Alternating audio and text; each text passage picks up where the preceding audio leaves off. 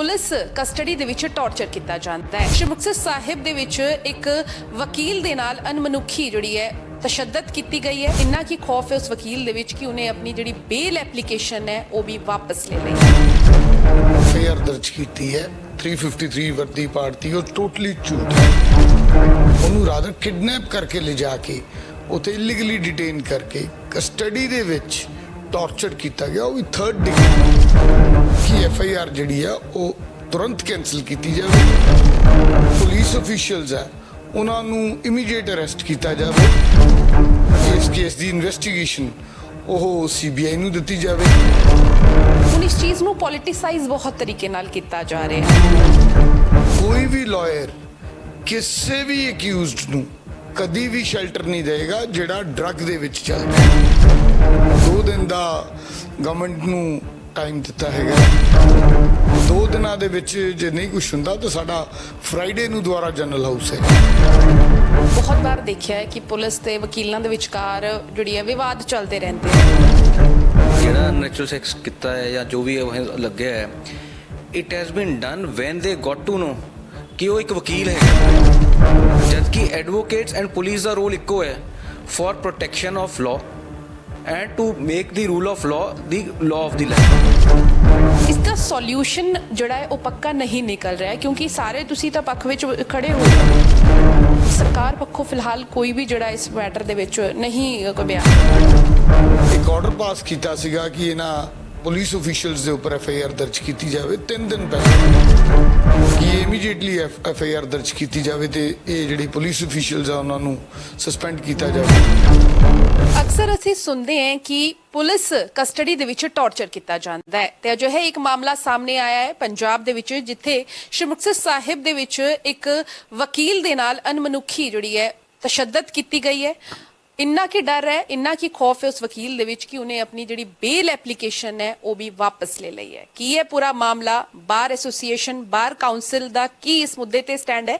ਸਾਡੇ ਨਾਲ Punjab Haryana high court bar association ਦੇ ਪ੍ਰਧਾਨ ਤੇ ਸੈਕਟਰੀ ਨੇ ਜੀਬੀਐਸ ਢਿੱਲੋਂ ਜੀ। ਢਿੱਲੋਂ ਸਰ, ਅਸੀਂ ਜਦ ਤੋਂ ਇਹ ਖਬਰ ਦੇਖ ਰਹੇ ਸੀਗੇ ਤਦ ਸਾਨੂੰ ਜਿਹੜਾ ਇੱਕ ਪਹਿਲੂ ਨਜ਼ਰ ਆਇਆ ਜਿੱਥੇ ਇਹ ਕਿਹਾ ਗਿਆ ਕਿ ਵਰਦੀ ਤੇ ਹੱਥ ਲਾਇਆ ਗਿਆ ਸੀ, ਪੁਲਿਸ ਮੁਲਾਜ਼ਮ ਦੀ ਜਿਹੜੀ ਵਰਦੀ ਫਾੜੀ ਗਈ ਸੀਗੀ, ਯਾਨੀ ਕਿ ਸਰਕਾਰੀ ਕੰਮ ਦੇ ਵਿੱਚ ਵਾਧਾ ਪਾਈ ਤਾਂ ਉਸ ਨੂੰ ਅਰੈਸਟ ਕੀਤਾ ਗਿਆ। ਲੇਕਿਨ ਬਾਅਦ ਦੇ ਵਿੱਚ ਜਿਹੜੇ ਬਿਆਨ ਸਾਹਮਣੇ ਆਏ, ਜਿਹੜਾ ਸੀਜੀਐਮ ਨੇ 164 ਦੇ ਬਿਆਨ, ਉਹਨਾਂ ਨੇ ਕਿਤੇ ਨਾ ਕਿਤੇ ਕਹੀਏ ਕਿ ਇੱਕ ਨਵੀਂ ਡਿਬੇਟ ਜਿਹੜੀ ਹੈ ਸਾਹਮਣੇ ਲਾ ਕੇ ਰੱਖ ਦਿੱਤੀ ਹੈ ਕਿ ਇੱਕ ਅਨਨੈਚੁਰਲ ਤਰੀਕੇ ਨਾਲ ਕਿਸੇ ਨੂੰ ਟੌਰਚਰ ਕੀਤਾ ਗਿਆ। ਉਹ ਜਿਹੜਾ ਇਹਨਾਂ ਨੇ ਕਿਹਾ ਸੀਗਾ ਐਫਆਈਆਰ ਦਰਜ ਕੀਤੀ ਹੈ 353 ਵਰਦੀ ਪਾਰਟੀ, ਉਹ ਟੋਟਲੀ ਝੂਠ ਹੈ। ਐਸਾ ਕੁਝ ਨਹੀਂ ਹੋਇਆ। ਫਾਲਸ ਐਫਆਈਆਰ ਰਜਿਸਟਰ ਕੀਤੀ ਗਈ ਆ। ਉਹਨੂੰ ਰਾਦਰ ਕਿਡਨੈਪ ਕਰਕੇ ਲਿਜਾ ਕੇ ਉਥੇ ਇਲੀਗਲੀ ਡਿਟੇਨ ਕਰਕੇ ਕਸਟਡੀ ਦੇ ਵਿੱਚ ਟੌਰਚਰ ਕੀਤਾ ਗਿਆ, ਉਹ ਵੀ 3rd ਡਿਗਰੀ, ਜਿਹੜਾ ਬਹੁਤ ਹੀ ਸ਼ਰਮਨਾਕ ਹੈ, ਜਿਹਨੂੰ ਮੈਂ ਇਨ ਵਰਡਸ ਐਕਸਪਲੇਨ ਵੀ ਨਹੀਂ ਕਰ ਸਕਦਾ। ਸੋ ਇਹ ਇਹੋ ਜਿਹੇ ਜਿਹੜੇ ਪੁਲਿਸ ਆਫੀਸਰਸ ਨੇ, those who are black sheeps actually in the department, they should be rooted out from the department as early as possible. ਅਸੀਂ ਅੱਜ ਸਾਡਾ ਜਨਰਲ ਹਾਊਸ ਸੀਗਾ, ਜਨਰਲ ਹਾਊਸ ਦੇ ਵਿੱਚ ਵੀ ਇਹੀ ਫੈਸਲਾ ਹੋਇਆ, ਯੂਨੈਮਿਨਸ ਫੈਸਲਾ, ਕਿਉਂਕਿ ਸਾਡੇ ਸਭ ਕੁਝ ਵੀ ਜੋ ਕੁਝ ਵੀ ਹੁੰਦਾ ਉਹ ਹਾਊਸ ਡਿਸਾਈਡ ਕਰਦਾ। ਹਾਊਸ ਨੇ ਡਿਸਾਈਡ ਕੀਤਾ ਕਿ ਆਨਰੇਬਲ ਚੀਫ ਮਿਨਿਸਟਰ ਪੰਜਾਬ ਉਹਨਾਂ ਨੂੰ ਚਾਰਟਰ ਆਫ ਡਿਮਾਂਡਸ ਦਿੱਤਾ ਜਾਵੇ, ਜਿਹਦੇ ਵਿੱਚ ਫਸਟ ਡਿਮਾਂਡ ਇਹ ਹੈਗੀ ਹੈ ਕਿ ਐਫਆਈਆਰ ਜਿਹੜੀ ਆ ਉਹ ਤੁਰੰਤ ਕੈਂਸਲ ਕੀਤੀ ਜਾਵੇ ਤੇ ਜਿਹੜੇ ਪੁਲਿਸ ਅਫੀਸ਼ੀਅਲਸ ਆ ਉਹਨਾਂ ਨੂੰ ਇਮੀਡੀਏਟ ਅਰੈਸਟ ਕੀਤਾ ਜਾਵੇ ਤੇ 3rd ਡਿਮਾਂਡ ਹੈਗੀ ਆ ਕਿ ਇਹਨਾਂ ਨੂੰ ਦੀ ਜਿਹੜੀ ਹੈਗੀ ਆ ਇਸ ਕੇਸ ਦੀ ਇਨਵੈਸਟੀਗੇਸ਼ਨ ਉਹ ਸੀਬੀਆਈ ਨੂੰ ਦਿੱਤੀ ਜਾਵੇ। ਇਹ ਸਾਡੀਆਂ ਡਿਮਾਂਡ ਸੀ। ਜਿਹੜੇ ਇਲਜ਼ਾਮ ਲੱਗੇ ਨੇ ਵਕੀਲ ਤੇ ਉਹ ਇਹ ਸੀਗੇ ਕਿ ਉਹਨਾਂ ਨੇ ਜਿਹੜਾ ਕਿਸੇ ਡਰੱਗ ਜਿਹੜੇ ਪੈਡਲਰ ਹੈ ਉਹਨਾਂ ਦਾ ਉਹ ਸਾਥ ਦੇ ਰਹੇ ਸੀਗੇ। ਹਾਲਾਂਕਿ ਉਥੇ ਧਰਨਾ ਪ੍ਰਦਰਸ਼ਨ ਜਿਹੜਾ ਇਹ ਵੀ ਲੱਗਿਆ ਕਿ ਪੁਲਿਸ ਦੀ ਕਾਰਵਾਈ ਤੋਂ ਖੁਸ਼ ਹੋਏ ਨੇ ਲੋਕ। ਹੁਣ ਇਸ ਚੀਜ਼ ਨੂੰ ਪੋਲਿਟਿਸਾਈਜ਼ ਬਹੁਤ ਤਰੀਕੇ ਨਾਲ ਕੀਤਾ ਜਾ ਰਿਹਾ ਹੈ। ਦੇਖੋ, ਡਰੱਗ ਦੇ ਅਗੇਂਸਟ ਕੰਮ ਕਰਨਾ ਪੁਲਿਸ ਦੀ ਡਿਊਟੀ ਹੈ ਐਂਡ ਕੋਈ ਵੀ ਲਾਇਰ ਕਿਸੇ ਵੀ ਅਕਿਊਜ਼ਡ ਨੂੰ ਕਦੀ ਵੀ ਸ਼ੈਲਟਰ ਨਹੀਂ ਦੇਗਾ ਜਿਹੜਾ ਡਰੱਗ ਦੇ ਵਿੱਚ ਚੱਲ ਰਿਹਾ। ਤੇ ਇਸ ਕੇਸ ਦੇ ਵਿੱਚ ਸਪੈਸ਼ਲੀ ਜਿਹੜਾ ਲਾਇਰ ਆ ਉਹ ਤਾਂ ਬਿਲਕੁਲ ਕਲੀਨ ਇਮੇਜਡ ਹੈ, not even a single FIR against him. ਉਹ ਤਾਂ ਰਾਦਰ ਇੱਕ ਬੰਦੇ ਦੀ ਹੈਲਪ ਕਰ ਰਿਹਾ ਔਰ ਉਹਨੂੰ ਫਾਲਸਲੀ ਇੰਪਲੀਕੇਟ ਕਰਕੇ 3rd ਡਿਗਰੀ ਟੌਰਚਰ ਕਰਤਾ।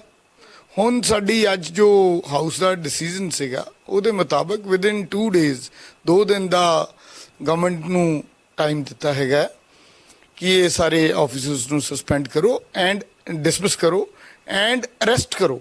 ਅਰੈਸਟ ਕਰਨ ਵਾਸਤੇ ਵੀ ਚਾਰਟਰ ਆਫ ਡਿਮਾਂਡਸ ਦੇ ਵਿੱਚ ਲਿਖਿਆ ਗਿਆ ਤੇ 2 ਦਿਨਾਂ ਦੇ ਵਿੱਚ ਜੇ ਨਹੀਂ ਕੁਝ ਹੁੰਦਾ ਤਾਂ ਸਾਡਾ ਫਰਾਈਡੇ ਨੂੰ ਦੁਆਰਾ ਜਨਰਲ ਹਾਊਸ ਹੈਗਾ, ਉਹਦੇ ਵਿੱਚ further Ki course of action ਹੋਊਗਾ ਉਹ ਚੱਕ ਆਊਟ ਕੀਤਾ ਜਾਊਗਾ। ਸੈਕਟਰੀ ਸਰ, ਵੈਸੇ ਤਾਂ ਅਸੀਂ ਬਹੁਤ ਵਾਰ ਦੇਖਿਆ ਹੈ ਕਿ ਪੁਲਿਸ ਤੇ ਵਕੀਲਾਂ ਦੇ ਵਿਚਕਾਰ ਜਿਹੜੀ ਹੈ ਵਿਵਾਦ ਚੱਲਦੇ ਰਹਿੰਦੇ ਹੈ, ਲੇਕਿਨ ਇਸ ਤਰੀਕੇ ਨਾਲ ਇੱਕ ਇਹ ਕਿਹਾ ਜਾਣਾ ਅਨਨੈਚੁਰਲ ਸੈਕਸ ਕੀਤਾ ਜਾਣਾ ਇਹ ਬਹੁਤ ਵੱਡੀ ਚੀਜ਼ ਹੋ ਜਾਂਦੀ ਹੈ। ਕੀ ਕਦੇ ਅਜਿਹਾ ਆਇਆ, ਤੁਹਾਨੂੰ ਯਾਦ ਹੋਏਗਾ ਕਦੇ ਕਿਤੇ ਹੋਇਆ ਹੈ ਜਾਂ ਅਜਿਹਾ ਕੁਝ ਕਿਸੇ ਮਾਮਲੇ ਦੇ ਵਿੱਚ ਸੀ ਰੀਸੈਂਟ ਟਾਈਮਸ 'ਚ ਤਾਂ ਐਸਾ ਕਦੀ ਕੁਝ ਹੋਇਆ ਨਹੀਂ। ਔਰ ਇਸ 'ਚ ਧਿਆਨ ਦੇਣ ਵਾਲੀ ਗੱਲ ਇਹ ਹੈਗੀ ਹੈ ਕਿ ਜਿਹੜਾ ਅਨਨੈਚੁਰਲ ਸੈਕਸ ਕੀਤਾ ਹੈ ਜਾਂ ਜੋ ਵੀ ਲੱਗਿਆ ਹੈ, it has been done when they got to know ਕਿ ਉਹ ਇੱਕ ਵਕੀਲ ਹੈਗਾ। ਉਹ ਜਿਹੜਾ ਸਟੈਪ ਉਹਨਾਂ ਨੇ ਜਿਹੜਾ 3rd ਡਿਗਰੀ ਟਾਰਚਰ ਜਾਂ ਇਨਹਿਊਮਨ ਐਕਟ ਜਿਹੜਾ ਉਹਨਾਂ ਨੇ ਕੀਤਾ ਹੈ, ਇਹ ਉਸ ਟਾਈਮ ਕੀਤਾ ਜਦੋਂ ਉਹਨਾਂ ਨੂੰ ਪਤਾ ਲੱਗ ਗਿਆ ਕਿ ਇਹ ਵਕੀਲ ਹੈਗਾ, ਤੇ ਇਸ ਲਈ ਇਹਦੀ ਹੋਰ ਸੀਰੀਅਸਨੈਸ ਵੱਧ ਜਾਂਦੀ ਹੈ as far as advocate and police is concern. ਜਦ ਕਿ ਐਡਵੋਕੇਟਸ ਐਂਡ ਪੁਲਿਸ ਦਾ ਰੋਲ ਇੱਕੋ ਹੈ for protection of law and to make the rule of law the law of the land. But police ਵਾਲੇ ਇੱਥੇ ਐਡਵੋਕੇਟਸ ਤੇ ਐਸਾ inhuman ਤੇ ਬਾਰਬਰਿਕ ਐਕਟ ਕੀਤਾ ਹੈ ਵਿਚ ਕੈਨੋਟ ਬੀ ਕੰਡੋਨਡ। ਸਰ, ਫਿਲਹਾਲ ਕਿਸੇ ਵੀ ਕੋਰਟ ਦੇ ਵਿੱਚ ਜਿਹੜਾ ਹੈ ਕੰਮ ਨਹੀਂ ਹੋਇਆ ਹੈ, ਠੱਪ ਪਈਆਂ ਨੇ। ਪੰਜਾਬ ਹਰਿਆਣਾ ਦੀ ਗੱਲ ਕਰੀਏ, ਚੰਡੀਗੜ੍ਹ ਦੇ ਵਿੱਚ ਵੀ ਕੋਰਟ ਨਹੀਂ ਲੱਗੀ ਹੈ, ਲੇਕਿਨ ਇਸ ਦਾ ਸੋਲਿਊਸ਼ਨ ਜਿਹੜਾ ਹੈ ਉਹ ਪੱਕਾ ਨਹੀਂ ਨਿਕਲ ਰਿਹਾ ਕਿਉਂਕਿ ਸਾਰੇ ਤੁਸੀਂ ਤਾਂ ਪੱਖ ਵਿੱਚ ਖੜੇ ਹੋ, ਲੇਕਿਨ ਕਿਤੇ ਨਾ ਕਿਤੇ ਸਰਕਾਰ ਪੱਖੋਂ ਫਿਲਹਾਲ ਕੋਈ ਵੀ ਜਿਹੜਾ ਇਸ ਮੈਟਰ ਦੇ ਵਿੱਚ ਨਹੀਂ ਕੋਈ ਬਿਆਨ। ਅੱਜ ਅਸੀਂ ਚਾਰਟਰ ਆਫ ਡਿਮਾਂਡਸ ਭੇਜ ਰਹੇ ਹਾਂ ਟੂ ਦੀ ਆਨਰੇਬਲ ਸੀਐਮ। ਅਸੀਂ ਵੈਸੇ ਕੱਲ ਵੀ ਲੈਟਰ ਲਿਖੀ ਸੀ, ਉਸ ਤੋਂ ਬਾਅਦ ਇਹ FIR ਆਈ ਹੈ। ਤੁਹਾਨੂੰ ਸ਼ਾਇਦ ਪਤਾ ਹੀ ਹੈ ਕਿ CGM ਮੁਕਤਸਰ ਨੇ ਇੱਕ ਆਰਡਰ ਪਾਸ ਕੀਤਾ ਸੀਗਾ ਕਿ ਇਹਨਾਂ ਪੁਲਿਸ ਅਫੀਸ਼ੀਅਲਸ ਦੇ ਉੱਪਰ FIR ਦਰਜ ਕੀਤੀ ਜਾਵੇ 3 ਦਿਨ ਪਹਿਲਾਂ, ਫਿਰ ਵੀ FIR ਦਰਜ ਨਹੀਂ ਕੀਤੀ। ਹਾਈ ਹੈਂਡਲਨੈਸ ਆਫ ਦੀ ਪੁਲਿਸ ਤੁਸੀਂ ਇੱਥੋਂ ਹੀ ਦੇਖ ਸਕਦੇ ਹੋ।